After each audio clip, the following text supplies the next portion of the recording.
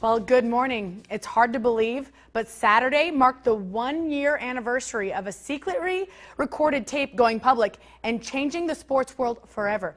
Remember back then when Clippers owner Donald Sterling used racially charged language while conversing with his girlfriend V. Stiviano? That was a year ago. TMZ published the recordings, and that tape was the first domino in a series of events that would change the Clippers forever, banish Sterling from the NBA for life, and really alter the sports world, as it marked the first time an owner was banished from a major sports league for a public disgrace.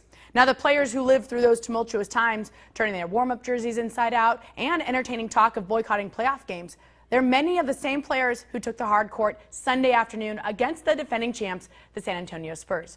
And after suffering the worst playoff loss in franchise history, Friday night in San Antonio, Game 3, the Clippers rebounded beautifully and won Game 4 to even the series at 2 games apiece. 114-105 was the final, as the Clippers used 34 points from Chris Paul and a double-double, 20 points and 19 rebounds from Blake Griffin to reclaim home court advantage in the series. The Game 3 loss, a 27-point blowout, sparked a heated film session from Doc Rivers, who, according to Paul, said, quote, pretty much went after all of us. Well, he got some production out of pretty much all of them. Now, as I mentioned, Paul and Griffin had great games, but we also saw solid production from the Clippers bench, which had not been the case in earlier games. Austin Rivers scored 16 points and Jamal Crawford landed 19. It was a great win for the Clippers. They really dominated down the stretch and actually extended leads with the bench in.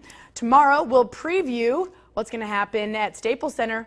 Game 5 is tomorrow night. Now, in other NBA news, we saw some series come to an end in the Western Conference.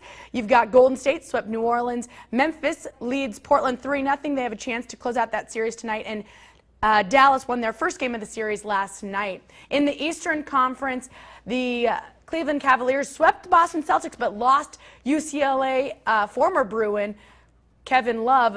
They move on, but that's a serious loss. We'll continue to cover that. Washington swept Toronto, and Chicago can take care of the Milwaukee Bucks tonight. Atlanta and Brooklyn 2-1 lead for the Hawks, and they play again tonight too.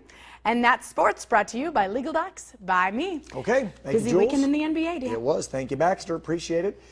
24 minutes past the hour, still to come here on KMIR today. We're learning about a great opportunity for local high school students that are interested in the performing arts. Stick around for that one. We'll be right